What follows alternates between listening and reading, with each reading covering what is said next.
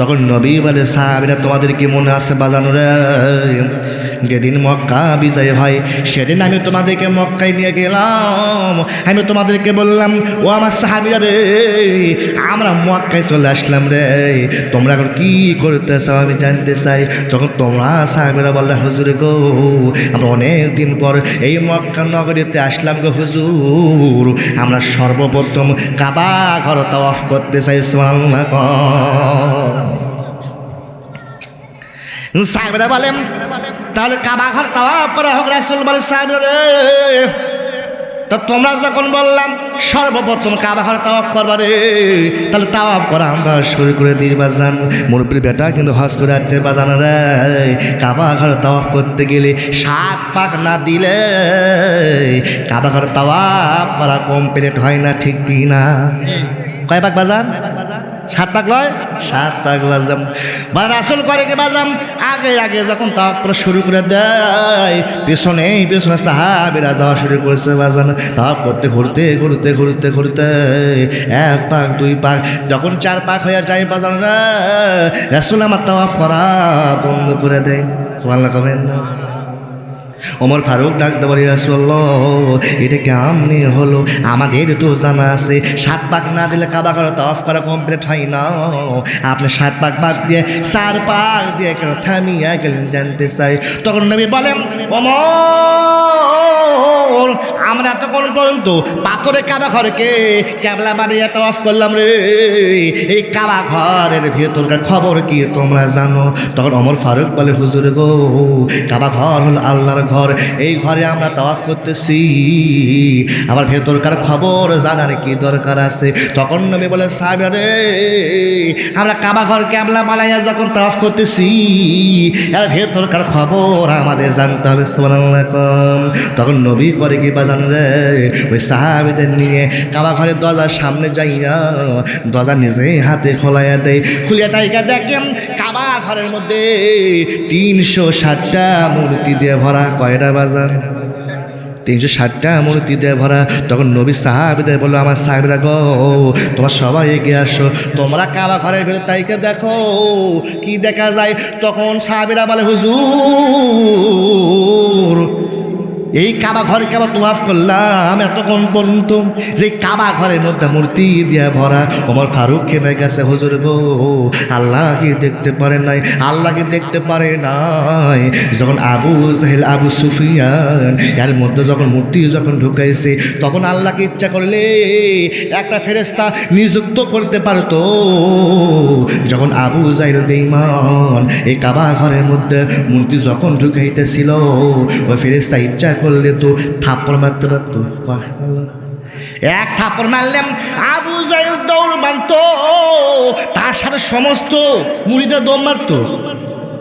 আর যত মুরিদ আছে, হুজুর গো, এই কাজটা আল্লাহ কেন করলো না, কেন করলো না? তখন নবী হলো ওমর ফারুক রে, এ বাবা, তাকওয়া বলা যাবে না যতক্ষণ পর্যন্ত কাবা ঘর ভালো থাকবে, যতক্ষণ পর্যন্ত কাবা ঘরের আশেপাশে ভালো মানুষ থাকবে। সুবহানাল্লাহ।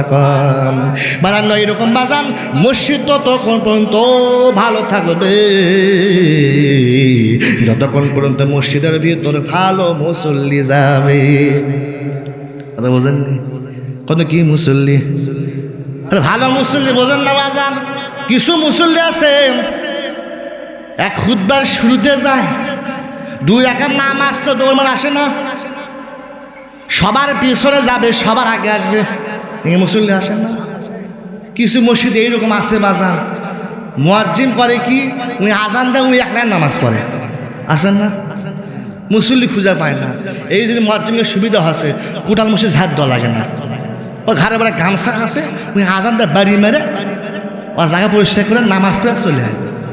তো ওই মুয়াজ্জিন করছে কি, একদিন ইশারা আজান দিছে, ইশারা আজান দিছে, কারেন্ট গেছে চলে, ও লাগছে ভয়, কিন্তু কারেন্ট চলে গেল, যদি একা নামাজ পড়বার লাগি, আর জিন ঠেকা ধরে আমার, যদি জিন আসে আমাকে খুশা ধরে, কি অবস্থা হবে আমার, থাকা যাবার লাই। ওই কোষে তালা বেড়া চলে গেছে বাড়ি। তো ওই গ্রামতে যা শ্বশুর বেড়া বাচ্চা জামাইয়ের বাড়ি, কার বাড়ি? কথা কবেন না হলে ওয়াশ হবার লাগেন, কথা কন, কার বাড়ি? আর জামাই ভাই শ্বশুর হচ্ছে বেড়াবা ওই আবার নামাজ পড়ে মুরব্বী লাইটে গেছে নামাজ পড়বে যা তালা মারা মসজিদ কে রে এটি তো আজান হলো তালা মারা ভয়ে ব্যাক করছে থাকা যাওয়াল বাবা কুটিবেন কি হলো আস্তে আস্তে দেখে অনেক যুবক ছেলে বেলে বেড়াচ্ছে ওই কে বা আজান শুনলাম তোমরা কাদা শুনে বাসা করছো হ আজান তো হলো তো আজান শুনে নামাজ পড়বে গেলাম যা দিয়ে মসজিদের গেটে তালা মারা তাহলে আজান কুটি হলো বা না চাষা এটি হসে হয়তো মদিন বাড়ি চলে গেছে দেখলে কোন কুটি বাড়ি বাড়ি মসজিদের সামনে ওই বাড়ি হলো মসজিদের বাড়ি মুরব্বী নামাজ পড়বে আমাদের সবাই বুঝতেন না এটা হাক ঘরও তো গেছে যা দেখে মসজিদ নামাজ শুরু করছে কত কামাতির ছলা আর মুরব্বী কাছে খাবে এই মসজিদ তুমি আজান দাও কুটি আর নামাজ পড়ো আসে কুটি হ্যাঁ তুই চো ভাবা ভুল হয়ে গেছে বাবা মনে কিছু লেন না ভয়ে চলে যাচ্ছি বাজানের টিয়ানি মসজিদে আজান দেওয়া গেছে আজানও দিচ্ছে কারেন্টও চলে গেছে একলা ভয়ে কেমন থাকি চলে যাচ্ছি বাড়ি বাড়ি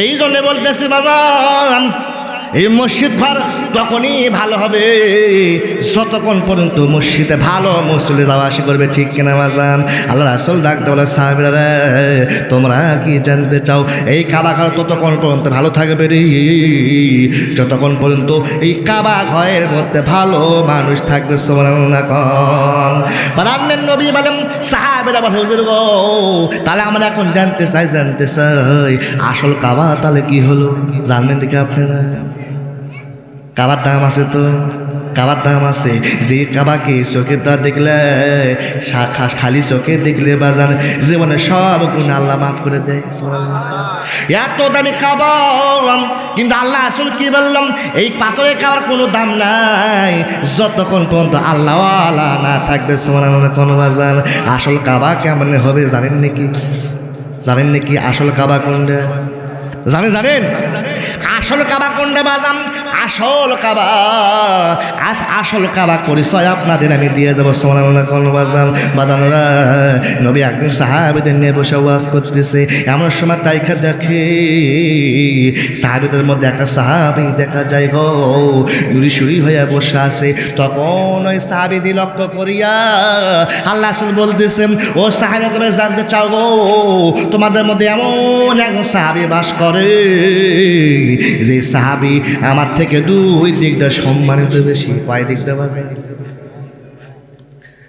সাহাবীরা বলে হুজুর গো আল্লাহ তো কোরআনের মধ্যে বলছে ওরা ফানা লাকা যিকরাক আল্লাহ তো কোরআনের মধ্যে বলছে নবীর উপর কেউ নাই ঠিক কেনা বাজান ও রাসূলুল্লাহ আপনি কেন বললেন আমার থেকে দুই দিকটা সম্মানিত বেশি তখন নবী বলে সাহাবীরা তোমার শোনো গো শুধু আমি রাসূল নাই বাবা আদম থেকে আমি আখেরি নবী পর্যন্ত যত নবী দুনিয়াতে আসছে রে সমস্ত নবী থেকে ওই সাহাবী দুই দিকটা সম্মানিত বেশি সুবহানাল্লাহ কোন বাজান তখন সাহাবীরা বলে হুজুর গো সেই ব্যক্তিরা কি আমরা জানতে চাই তখন মেয়ে বলে সাহাবী তোমার শোনো গো তোমাদের মধ্যে এমন একটা সাহাবী দেখা যায় ওই সাহাবীর নাম হলো বাজানরা হযরত আলী তখন সাহাবীরা বলে হুজুর গো ওসমান গনি কাছ থেকে বলতেছে আবু বকর কাছ থেকে বলতেছে হুজুর গো আলী ভাই কেমনে সম্মানিত বেশি হলো আমরা জানতে চাই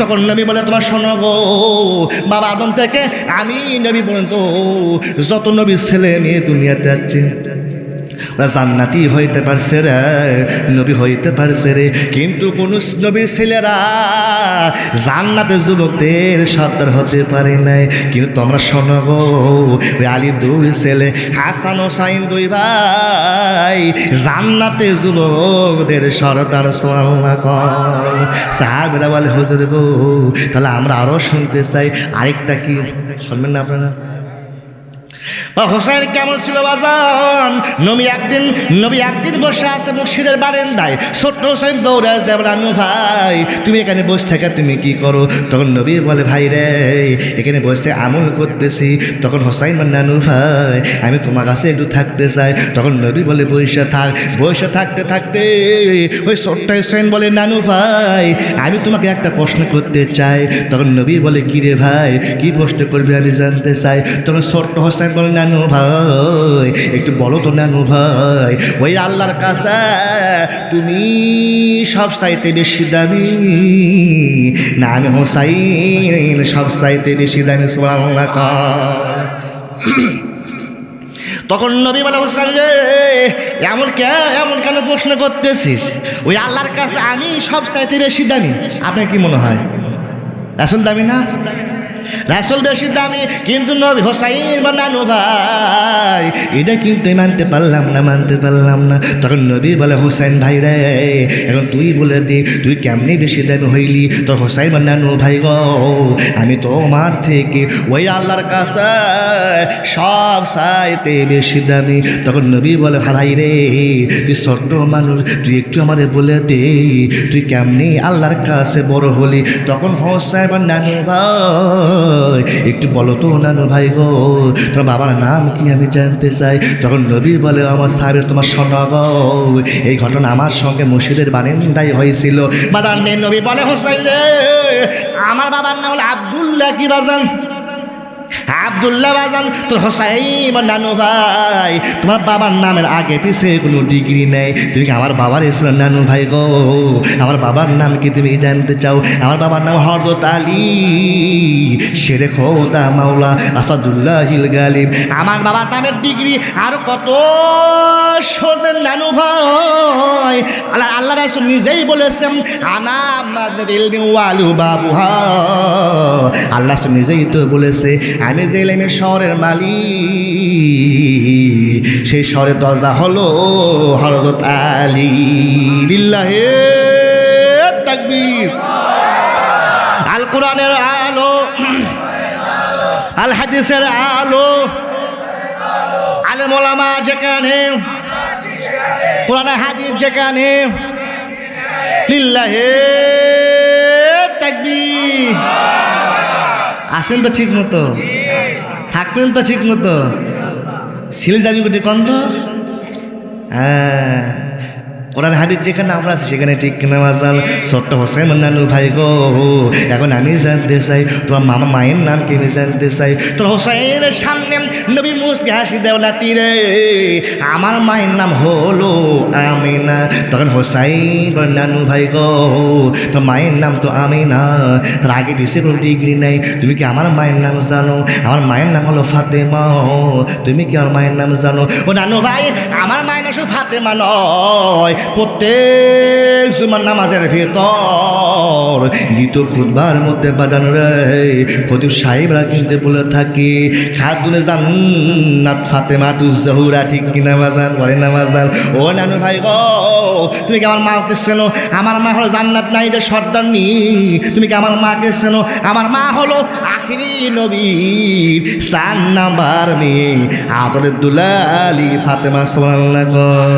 নানু ভাই গো আমি এখন তোমার কাছে জানতে চাই, তুমি একটু বলো তো নানু ভাই তোমার নানির নাম কি আমি জানতে চাই। কার নাম কি জানেন নাকি আপনারা?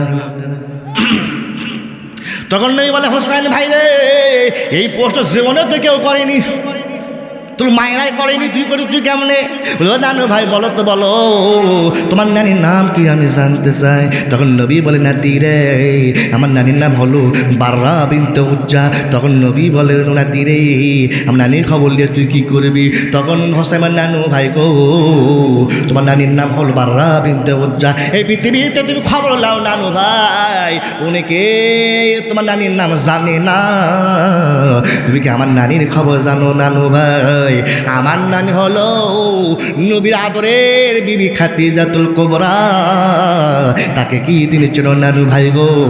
তাকে আল্লাহ কত ভালোবাসে, আল্লাহ তাআলা দুনিয়ার বুকে আমার নানির সালাম দিয়েছে। শুধু তাই নয় নানু ভাই গো আমার নানিকে যখন কবরে দাফন করা হয় ওই আল্লাহ তাআলা আরশে আজিম থেকে আমার নানির কবরের সওয়ালের উত্তর আল্লাহ দিয়ে দেয়। সুবহানাল্লাহ।